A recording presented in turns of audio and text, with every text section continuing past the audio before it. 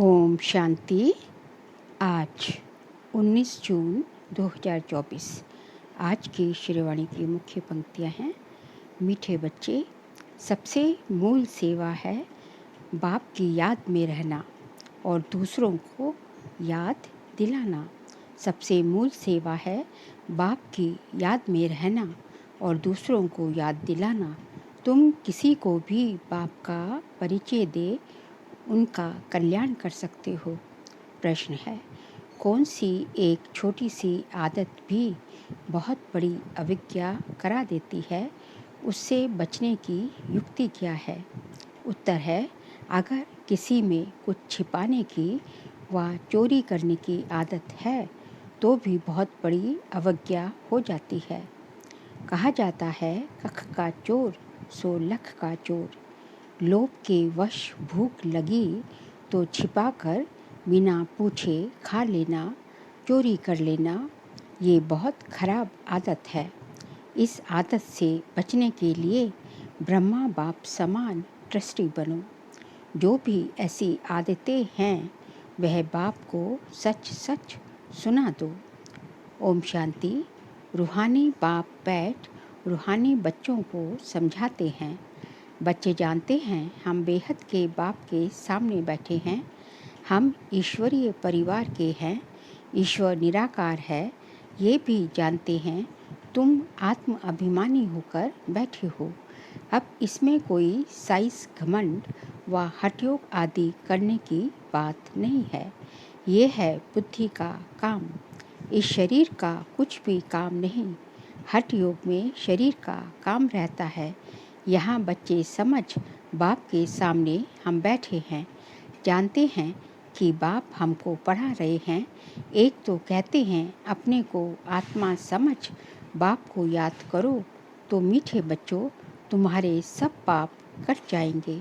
और चक्र को फिराओ, औरों की सर्विस कर आप समान बनाओ। बाप एक एक को बैठ देखते हैं कि ये क्या सर्विस कर रहे हैं। स्थूल सेवा करते हैं, सूक्ष्म सेवा करते हैं या मूल सेवा करते हैं। एक एक को बाप देखते हैं। ये सबको बाप का परिचय देते हैं।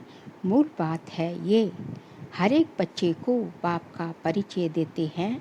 औरों को समझाते हैं कि बाप कहते हैं मुझे याद करो तो तुम्हारे जन्म जन्मांतर के पाप मिट जाएंगे। कहाँ तक इस सर्विस में रहते हैं, अपने से भेंट करते हैं। सबसे ज़्यादा सर्विस कौन करते हैं? क्यों नहीं मैं इनसे भी ज़्यादा सर्विस करूं? इनसे भी ज़्यादा याद की यात्रा में दौड़ी पहन सकते हैं व नहीं? हर एक को बाबा देखता है। बाबा हर एक से समाचार पूछते हैं, क्या क्या सेवा करते हैं। कोई को बाप का परिचय दे उनका कल्याण करते हैं। टाइम वेस्ट तो नहीं करते हैं। मूल बात है ही ये, इस समय सब ऑर्फिन हैं। बेहद के बाप को कोई भी नहीं जानते। बाप से वर्षा तो जरूर मिलता है। तुम बच्चों को मुक्ति, जीवन मुक्ति धाम दोनों बुद्धि में है। बच्चों को ये भी समझना है कि हम अब पढ़ रहे हैं, फिर स्वर्ग में आकर जीवन मुक्ति का राज्य भाग्य लेंगे। बाकी ढेर आत्माएं जो भी दूसरे धर्म वाली हैं वह तो कोई भी नहीं रहेगी, सिर्फ हम ही भारत में रहेंगे। बाप बच्चों को बैठ सिखाते हैं बुद्धि में क्या क्या रहना चाहिए। यहाँ तुम संगम युग पर बैठे हो तो खान पान भी शुद्ध पवित्र जरूर चाहिए। जानते हो हम भविष्य में सर्वगुण संपन्न 16 कला संपूर्ण निर्विकारी बनते हैं। ये महिमा शरीरधारी आत्माओं की है, सिर्फ आत्मा की महिमा तो नहीं है। हर एक आत्मा का पाठ अपना अपना है जो यहाँ आकर बजाती है। तुम्हारी बुद्धि में एम ऑब्जेक्ट है, हमको इन जैसा बनना है। बाप का फरमान है, बच्चे पवित्र बनो। पूछेंगे कैसे पवित्र रहे, क्योंकि माया के तूफान बहुत आते हैं। बुद्धि कहाँ कहाँ चली जाती है, उनको कैसे छोड़े। बच्चों की बुद्धि तो चलती है ना, और कोई की बुद्धि नहीं चलती। बाप, टीचर, गुरु भी तुमको मिला है, ये भी तुम जानते हो। ऊंच ते ऊंच भगवान है, वह बाप, टीचर, ज्ञान का सागर भी है। बाप आए हैं हम आत्माओं को साथ ले जाने। सतयुग में बहुत थोड़े देवी देवता रहते हैं। ये बातें तुम्हारे सिवाय और कोई की बुद्धि में नहीं होंगी। तुम्हारी बुद्धि में है कि विनाश के बाद हम ही थोड़े होंगे और इतने सब धर्म खंड आदि नहीं होंगे। हम ही विश्व के मालिक होंगे। हमारा ही एक राज्य होगा, बहुत सुख का राज्य होगा। बाकी उसमें वैरायटी पद वाले होंगे। हमारा क्या पद होगा, हम कितनी रूहानी सेवा करते हैं, बाप भी पूछते हैं। ऐसे नहीं, बाबा अंतर्यामी है, बच्चे हर एक खुद समझ सकते हैं हम क्या कर रहे हैं। जरूर समझते होंगे। पहले नंबर में सेवा तो ये दादा ही कर रहे हैं। श्रीमत पर घड़ी घड़ी बाप समझाते हैं, मीठे मीठे बच्चे अपने को आत्मा समझो, देह अभिमान छोड़ो। आत्मा कितना समय समझते हैं, ये पक्का करना है। हम आत्मा हैं, बाप को याद करना है, इससे ही बेड़ा पार होता है। याद करते करते पुरानी दुनिया से नई दुनिया में चले जाएंगे। अभी बाकी थोड़ा समय है, फिर हम अपने सुखधाम में चले जाएंगे। मुख्य रूहानी सेवा है सबको बाप का परिचय देना। ये है सबसे सहज बात। सोल सर्विस करने में, भोजन बनाने में, भोजन खाने में भी मेहनत लगती है। इसमें तो मेहनत की कोई बात नहीं। सिर्फ अपने को आत्मा समझना है। आत्मा अविनाशी, शरीर विनाशी है। आत्मा ही सारा पाठ बजाती है।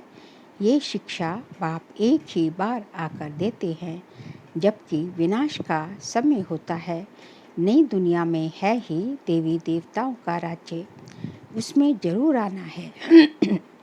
बाकी सारी दुनिया को शांति धाम जाना है। ये पुरानी दुनिया रहेगी नहीं। तुम नई दुनिया में होंगे तो पुरानी दुनिया की याद होगी, कुछ भी नहीं। तुम स्वर्ग में ही होंगे, राज्य करते होंगे। ये बुद्धि में रहने से खुशी होती है। स्वर्ग को अनेक नाम दिए जाते हैं, नरक को भी अनेक नाम दिए जाते हैं। पाप आत्माओं की दुनिया, हेल, दुख धाम। अभी तुम बच्चे जानते हो बेहद का बाप एक ही है। हम उनके सिखिलते बच्चे हैं, तो ऐसे बाप से लव भी बहुत होना चाहिए। बाप का भी बहुत लव है बच्चों में, जो बहुत सेवा करते हैं, कांटों को फूल बनाते हैं। मनुष्य से देवता बनना है ना, बाप खुद नहीं बनते हैं, हमको बनाते हैं, तो अंदर में बहुत खुशी होनी चाहिए। स्वर्ग में हम कौन सा पद पाएंगे, हम क्या सेवा करते हैं। घर में नौकर चाकर हैं, उनको भी पहचान देनी चाहिए। जो खुद कनेक्शन में आते हैं, उनको शिक्षा देनी चाहिए। सबकी सेवा करनी है ना, अबलाओं की, गरीबों की, भीलनियों की। गरीब तो बहुत हैं, वे सुधर जाएंगे, कोई पाप आदि नहीं करेंगे, नहीं तो पाप कर्म करते रहेंगे। देखते हो झूठ चोरी भी कितनी है। नौकर लोग भी चोरी कर लेते हैं, नहीं तो घर में बच्चे हैं, ताला क्यों लगाएं। परंतु आजकल के बच्चे भी चोर बन पड़ते हैं, कुछ ना कुछ छिपा कर उठा लेते हैं। किसको भूख लगती है तो लालच के कारण खा लेते हैं। लोभ वाला जरूर कुछ चोरी का खाता होगा, लोभ वाला जरूर कुछ चोरी कर खाता होगा। ये तो शिव बाबा का भंडारा है, इसमें तो पाई की भी चोरी नहीं करनी चाहिए। ब्रह्मा तो ट्रस्टी है, बेहद का बाप भगवान तुम्हारे पास आया है। भगवान के घर में कभी कोई चोरी करना होगा, स्वप्न में भी नहीं।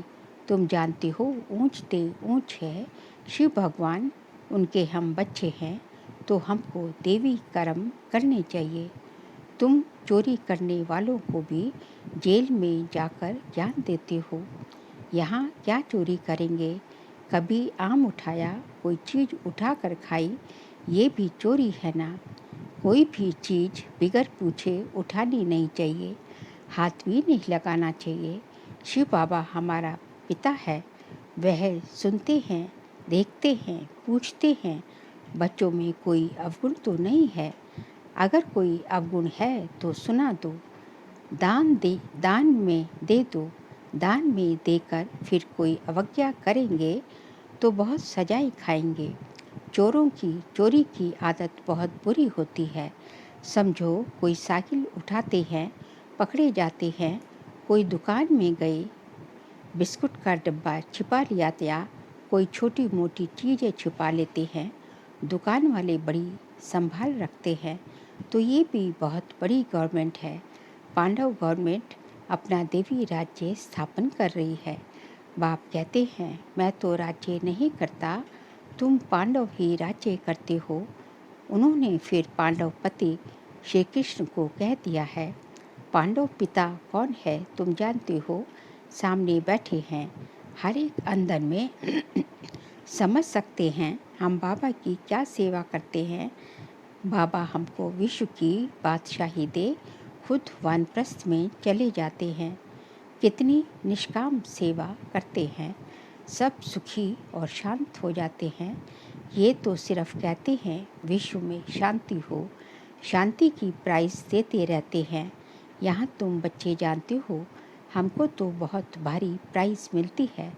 जो अच्छी सर्विस करते हैं उनको बड़ी प्राइज़ मिलती है। ऊंच से ऊंच सेवा है, बाप का परिचय देना। यह तो कोई भी कर सकते हैं। बच्चों को ये देवता बनना है तो सेवा भी करनी चाहिए ना। इनको देखो, ये भी लौकिक परिवार वाला था ना, इनसे बाबा ने कराया। इनमें प्रवेश कर, इनको भी कहते हैं तो तुमको भी कहते हैं कि ये करो। हमको कैसे कहेंगे, हमारे में प्रवेश होकर कराते हैं। करन करावन हार है ना। बैठे बैठे कहा, ये छोड़ो, ये तो छिछी दुनिया है, चलो वैकुंठ। अब वैकुंठ का मालिक बनना है, बस वैराग्य आ गया। सब समझते थे इनको क्या हुआ है। इतना अच्छा ज़बरदस्त फ़ायदे वाला व्यापारी ये क्या करते हैं, पता थोड़ी ही था कि क्या जाकर करेंगे। छोड़ना कोई बड़ी बात थोड़ी ही है, बस सब कुछ त्याग दिया और सबको भी त्याग कराया, बच्ची को भी त्याग कराया। अब ये रूहानी सेवा करनी है, सबको पवित्र बनाना है। सब कहते थे हम ज्ञान अमृत पीने आए हैं, हम ज्ञान अमृत पीने जाते हैं। नाम माता का लेते थे, ओम राधे के पास ज्ञान अमृत पीने जाते हैं। किसने ये युक्ति रची? शिव बाबा ने। इनमें प्रवेश कर कितनी अच्छी युक्ति रची। जो कोई आएगा ज्ञान अमृत पिएगा। ये भी गायन है, अमृत छोड़ विष काहे को खाए। विष छोड़ ज्ञान अमृत पीकर पावन देवता बनना है। शुरू में ये बात थी, कोई भी आता था तो उनको कहते थे पावन बनो, अमृत पीना है तो विष को छोड़ देना है। पावन वैकुंठ का मालिक बनना है तो एक को ही याद करना है, तो जरूर झगड़ा चलेगा ना। शुरू की खिटपिट अभी तक चलती आई है। अबलाओं पर कितने अत्याचार होते हैं। जितना तुम बहुत पक्के होते जाएंगे फिर समझेंगे पवित्रता तो अच्छी है। उनके लिए ही पुकारते हैं, बाबा आकर हमको पावन बनाओ। पहले तुम्हारे भी कैरेक्टर क्या थे, अभी क्या बन रहे हो? आगे तो देवताओं के आगे जाकर कहते थे हम पापी हैं। अब ऐसे नहीं कहेंगे, क्योंकि तुम जानते हो हम अभी ये बन रहे हैं। बच्चों को अपने से पूछना चाहिए हम कहाँ तक सेवा करते हैं। जैसे भंडारी है, तुम्हारे लिए कितनी सेवा करती है, कितना उनका पुण्य बनता है। बहुतों की सेवा करती है तो सबकी आशीर्वाद उन पर आती है। बहुत महिमा लिखते हैं, भंडारी की तो कमाल है, कितना प्रबंध रखती है। ये थोड़ी स्थूल सर्विस सूक्ष्म भी करनी चाहिए। बच्चे कहते हैं, बाबा ये 5 भूत बड़े तीखे हैं, ये 5 भूत बड़े तीखे हैं जो याद में रहने नहीं देते। बाबा कहते हैं, बच्चे शिव बाबा को याद कर भोजन बनाओ। एक शिव बाबा के सिवाय और कोई है नहीं, यही सहायता करते हैं, वही सहायता करते हैं। गायन भी है ना, शरण पड़ी मैं तेरे। सतयुग में थोड़े ही ऐसे कहेंगे, अभी तुम शरण में आए हो। कोई को भूत कोई को भूत भूल लगती है, कोई को भूत लगते हैं तो बहुत पीड़ित करते हैं, वह अशुद्ध सोल आती है। तुम्हारे को कितने भूत लगे हुए हैं, काम क्रोध लोभ मोह अहंकार, ये भूत तुम्हारे को बहुत पीड़ित करते हैं। वह अशुद्ध सोल तो कोई कोई को तंग करती है। तुमको पता है ये 5 भूत तो 2500 वर्ष से चलते आ रहे हैं, तुम कितने तंग हो पड़े हो। इन 5 भूतों के ने कंगाल बना दिया है। देह अभिमान का भूत है नंबर 1, काम का भी बड़ा भूत है। उन्होंने तुमको कितना सताया है, ये भी बाप ने बतलाया है। कल्प कल्प तुमको ये भूत लगते हैं, यथा राजा रानी तथा प्रजा। कल्प सबको भूत लगा हुआ है, तो इसे भूतों की दुनिया कहेंगे। रावण राज्य माना आसुरी राज्य। सतयुग त्रेता में भूत होते नहीं, एक भूत भी कितना तंग कर देता है, इनका किसको पता नहीं है। 5 विकारों रूपी रावण का भूत है, जिसको बाप आकर छुड़ाते हैं। तुम्हारे में भी कोई कोई सेंसिबल है, जिनकी बुद्धि में बैठता है। इस जन्म में तो कोई ऐसा कोई काम नहीं करना है। चोरी की दे अभिमान आया तो रिजल्ट क्या होगी, पद भ्रष्ट हो जाएगा। कुछ ना कुछ उठा लेते हैं, कहते हैं कक का चोर सो लक का चोर। यज्ञ में तो ऐसा काम नहीं करना है, आदत पड़ जाती है जो फिर कभी छूटती नहीं। कितना माथा मारते हैं। अच्छा मीठे मीठे सिकिल दे बच्चों प्रति माता पिता बाप दादा का याद प्यार और गुड मॉर्निंग। रूहानी बाप की रूहानी बच्चों को नमस्ते। हम रूहानी बच्चों की रूहानी बाप दादा को नमस्ते नमस्ते नमस्ते। सार के लिए पॉइंट्स है, स्थूल सेवा के साथ साथ सूक्ष्म और मूल सेवा भी करनी है। सबको बाप का परिचय देना है, आत्माओं का कल्याण करना है, याद की यात्रा में रहना, ये है सच्ची सेवा। इसी सेवा में बिजी रहना है, अपना समय वेस्ट नहीं करना है। सेकंड पॉइंट, सेंसिबल बन 5 विकारों रूपी भूतों पर विजय प्राप्त करनी है।